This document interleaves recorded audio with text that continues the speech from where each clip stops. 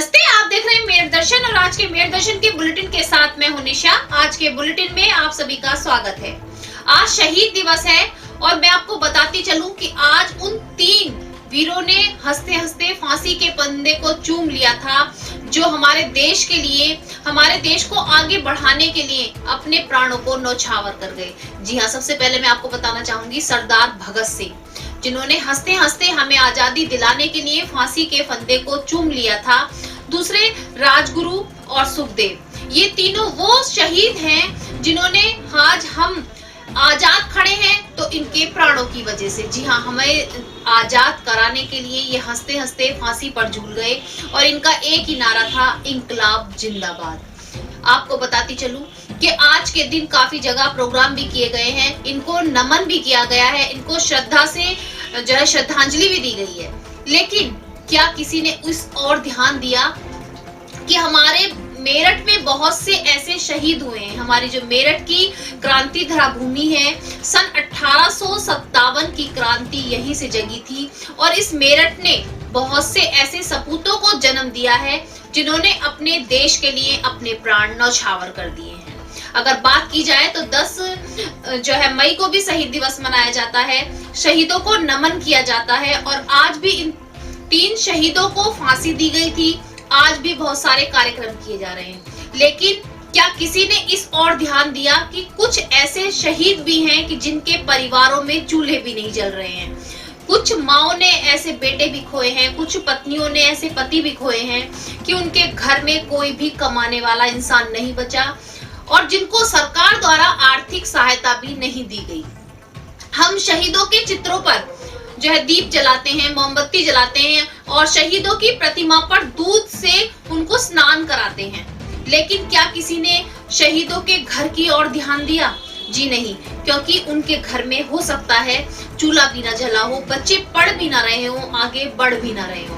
लेकिन हमारी जो ये सरकार है कह सकते हैं, या जो संस्थाएं हैं, केवल दिखावे पर अड़ी हुई हैं। केवल ये दिखाती हैं कि शहीदों को नमन किया जा रहा है, केवल एक पहलू को देखा जाता है, लेकिन जिस परिवार के वो शहीद जो थे, बेटे थे, उस परिवार की ओर किसी का ध्यान क्यों नहीं जाता? अगर देखा जाए तो आज भी ऐसे बहुत से परिवार हैं जिन्होंने अपने बेटे देश की सेवा के लिए न्यौछावर कर दिए, लेकिन उन परिवारों को पूछने वाला कोई लौट कर नहीं आया।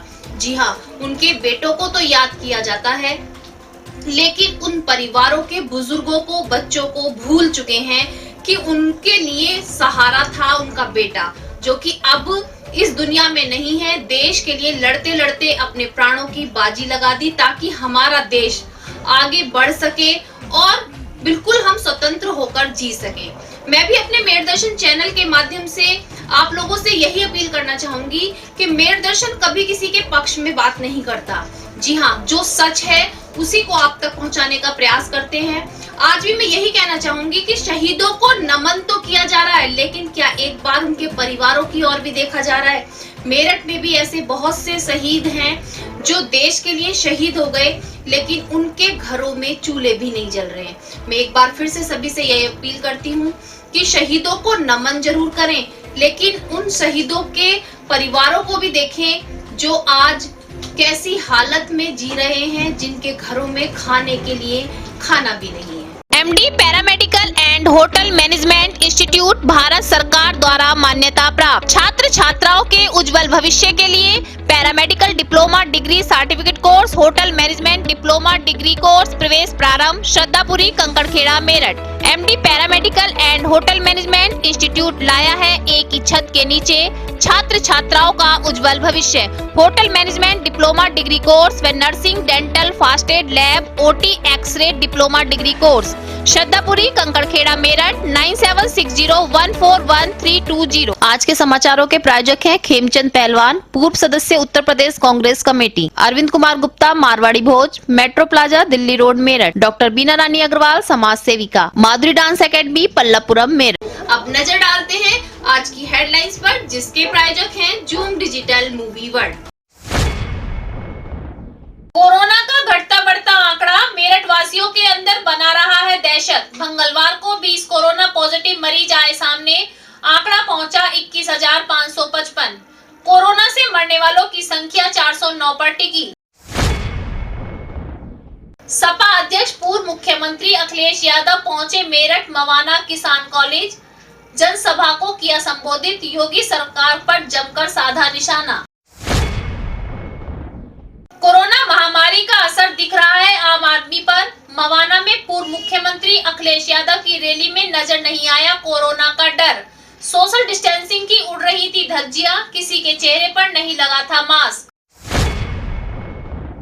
समाजवादी पार्टी के कार्यकर्ताओं ने मनाई डॉक्टर राम मनोहर लोहिया की 111वीं जयंती। बच्चा पार्क स्थित डॉक्टर राम मनोहर लोहिया की प्रतिमा को दूध से स्नान कराकर की माला अर्पण, उनको किया नमन व डॉक्टर राम मनोहर लोहिया द्वारा दिखाए गए मार्ग पर चलने का सभी ने लिया संकल्प।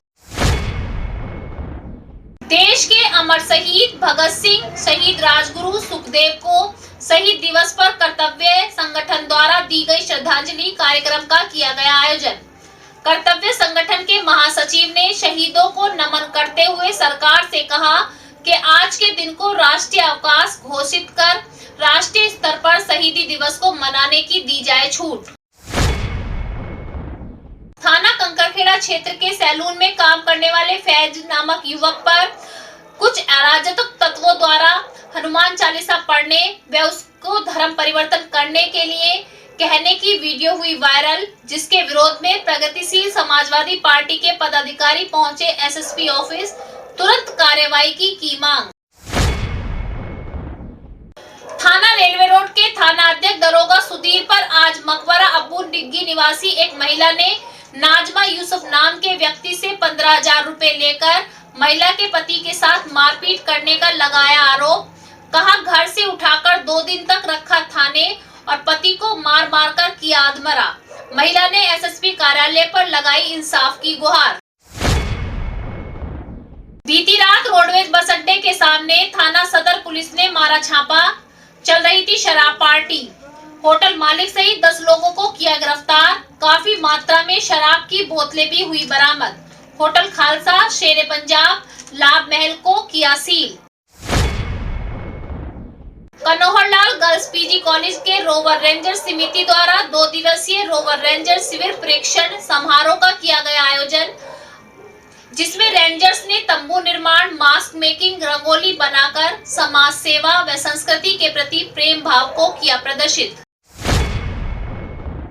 थाना दौराला क्षेत्र लावड़ निवासी एक युवती को आत्महत्या के लिए उकसाने वाले आरोपी को कोर्ट ने 10 साल के कारावास व 1 लाख रुपए के जुर्माने से किया दंडित। अब खबरें विस्तार से।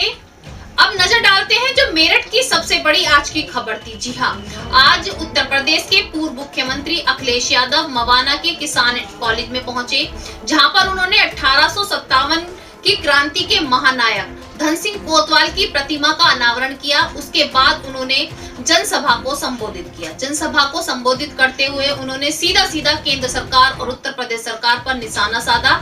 उनका कहना है कि केंद्र सरकार और उत्तर प्रदेश सरकार दोनों ही भाजपा की है, लेकिन महंगाई फिर भी चरम सीमा पर है।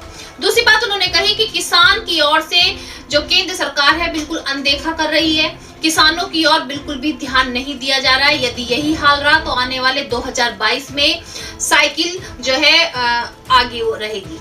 उनका ये भी कहना रहा कि केंद्र सरकार और उत्तर प्रदेश सरकार जो है आम जनता को बहुत परेशान कर रही है, जिसके कारण से महंगाई के कारण आम जनता की कमर टूटती जा रही है। एक और तो सरकार का कहना है कि कोरोना महामारी, जी हाँ, कोरोना महामारी को लेकर लोगों के अंदर इतनी दहशत फैला दी गई है, लेकिन मैं भी आपको यही कहना चाहूंगी कि कोरोना महामारी की जो दहशत है वो केवल जो है आम लोगों में ही नजर आ रही है।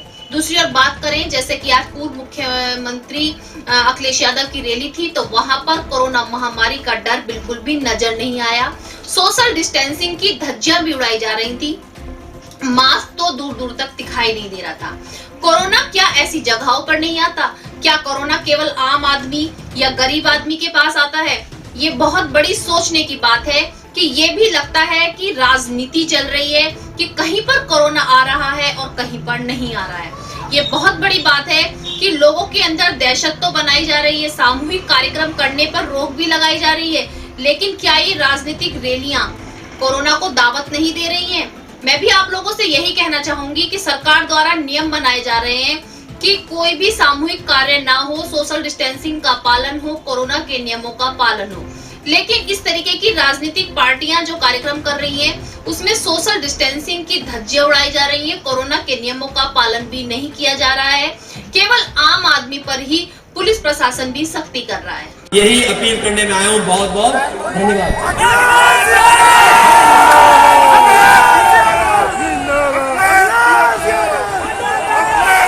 इसलिए इन्हीं शब्दों के साथ अतुल प्रधान को कई बार हो गए हैं, एक साथ भी हो गए।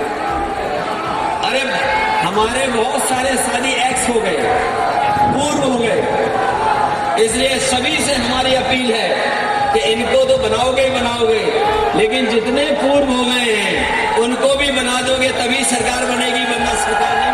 आज डॉक्टर राम मनोहर लोहिया की 111वीं जयंती पर समाजवादी पार्टी के सभी कार्यकर्ता बच्चा पार्क पहुंचे और राम मनोहर लोहिया की मूर्ति पर दूध से उनको स्नान कराया। उसके बाद उनको माला अर्पण करते हुए सभी ने नमन किया और कहा कि डॉक्टर राम मनोहर लोहिया द्वारा बताए गए मार्ग पर चलने का हम सब संकल्प लेते हैं। Doctor Lohia, doctor Lohia, doctor Lohia, doctor Lohia. और पूरे हर्षोल्लास के साथ आज हमने डॉक्टर राम मनोहर लोहिया जी की 111वीं जयंती को माल्यार्पण किया है और दूध अर्पण किया है, उन्हें स्नान कराया गया है।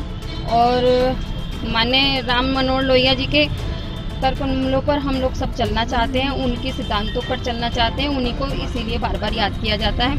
आज शहीद दिवस के उपलक्ष्य में खालसा इंटर कॉलेज में कर्तव्य संगठन द्वारा कार्यक्रम का आयोजन किया गया, जिसमें शहीद भगत सिंह, सुखदेव और राजगुरु को श्रद्धांजलि दी गई तथा बच्चों ने भी अपने तरीके से कार्यक्रम प्रस्तुत किए, जिसमें आज महान कवि ईश्वरचंद गंभीर भी उपस्थित रहे, जिन्होंने अपने कविता की पंक्तियों के माध्यम से शहीदों को नमन किया, श्रद्धांजलि दी। वे अपनी पंक्तियों के माध्यम से सभी को बताया कि किस तरीके से शहीदों ने अपना बलिदान दिया। और इस बारे में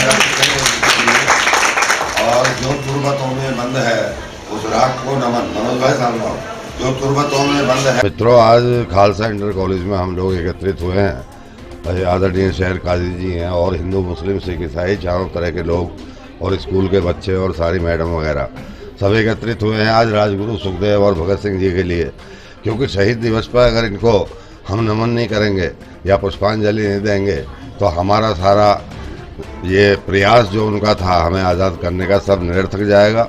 तो हम इसलिए उन्हें याद करते हैं। मैं कवि होने के नाते यही चार पंक्तियां कहना चाहूँगा कि भारत को पूरे विश्व में पहचान कौन दे, भारत को पूरे विश्व में पहचान कौन दे, बिस्मिल सी भगत सिंह सी संतान कौन दे, हम चाहे तो। 18 मार्च को कंकड़खेड़ा स्थित एक सैलून में फैज नामक एक व्यक्ति के साथ कुछ अराजक तत्वों ने अभद्र व्यवहार किया, उसको हनुमान चालीसा पढ़ने के लिए कहा, साथ ही उससे धर्म परिवर्तन के लिए कहा। ये वीडियो वायरल हो रही है, जिसकी कंप्लेंट प्रगतिशील समाजवादी पार्टी के कार्यकर्ताओं ने कंकड़खेड़ा थाने में भी की, लेकिन अभी तक कोई भी कार्रवाई नहीं की गई है, जिसको लेकर के आज प्रगतिशील समाजवादी पार्टी के कार्यकर्ता आज एसएसपी कार्यालय पहुंचे और उन्होंने कहा कि जल्द से जल्द कार्रवाई की जाए, क्योंकि ये वीडियो पूरे देश भर में वायरल हो चुकी है।